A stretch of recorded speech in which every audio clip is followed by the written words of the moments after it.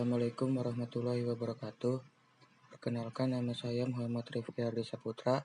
Di sini saya ingin mempresentasikan PPT dari mata kuliah Pengolahan Citra Digital yang berjudul Klasifikasi Jenis Sampah Berbasis ANN dan Pengolahan Citra Digital. Pertama-tama ada daftar isi. Yang pertama ada pendahuluan dan tujuan. Yang kedua akurasi dan metode pengujian. Yang ketiga alasan pemilihan topik. Dan yang keempat sampel data dan citra digital.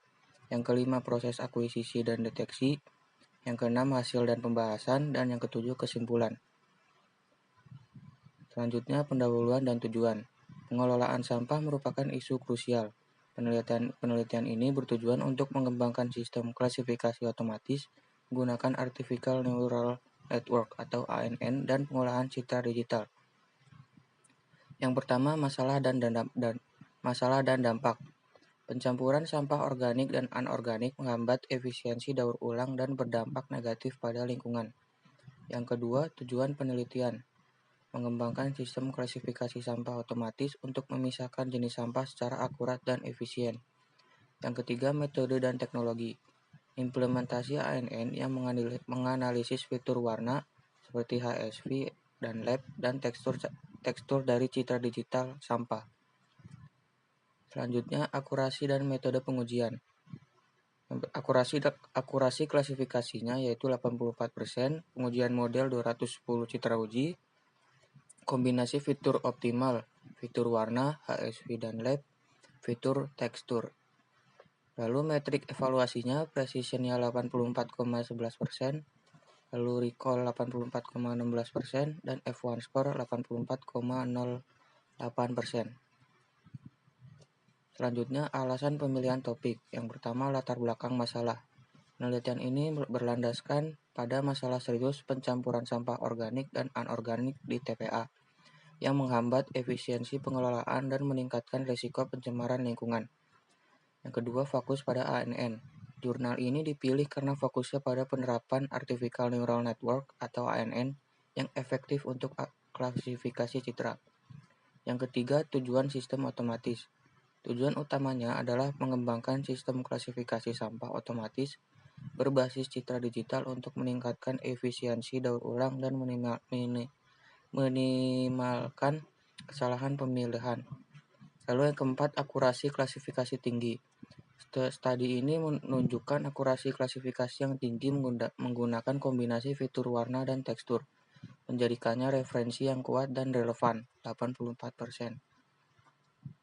Selanjutnya, sampel data dan citra digital. Yang pertama, akuisisi citra digital. Citra diambil dengan kamera smartphone Poco X, pengaturan manual dalam lingkungan box terkontrol untuk menjaga konsistensi pencahayaan dan latar belakang. Lalu yang kedua, karakteristik digital. Setiap citra berdimensi 4233 x 4233 pixel dengan resolusi 96 dpi, kemudian diproses menggunakan algoritma pengolahan citra digital untuk analisis lebih lanjut. Lalu yang ketiga, sampel data. Sampel datanya itu 100 plastik, 100 kertas, 100 daun, dan 100 kaleng. Selanjutnya proses akuisisi dan deteksi.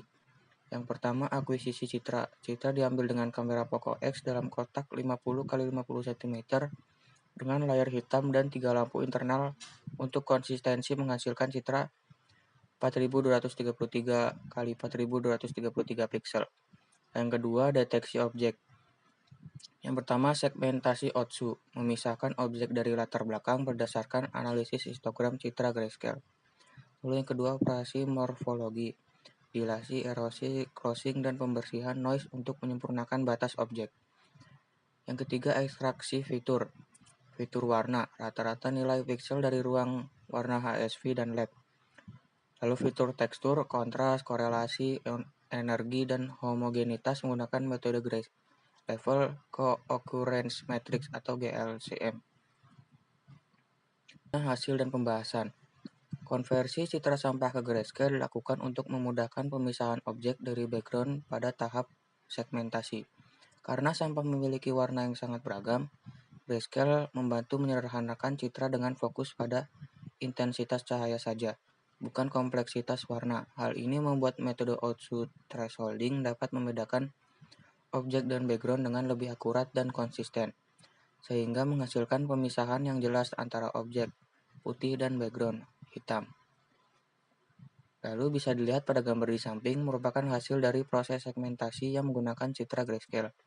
Pada gambar A merupakan hasil segmentasi yang baik, di mana piksel yang dilabeli dengan piksel berwarna putih merupakan objek, sedangkan piksel yang dilabeli warna hitam dianggap sebagai background.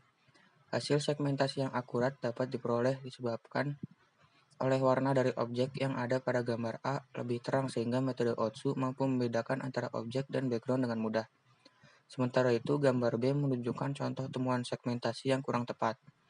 Banyak bagian hitam terlihat di latar belakang. Hal tersebut terjadi karena citra grayscale yang digunakan terdapat objek yang warnanya gelap yang hampir menyerupai warna dari background. Hal tersebut menyebabkan bagian dari objek tersebut dideteksi sebagai background dan juga terdapat beberapa noise objek kecil yang terdeteksi sebagai objek. Lalu kesimpulannya, 84% akurasi sistem teruji dan valid. Sistem klasifikasi berhasil mengelompokkan sampah seperti daun, kaleng, kertas, dan plastik dengan akurasi yang solid pada 90 citra uji, membuktikan konsep yang valid. Lalu metodologi efektif.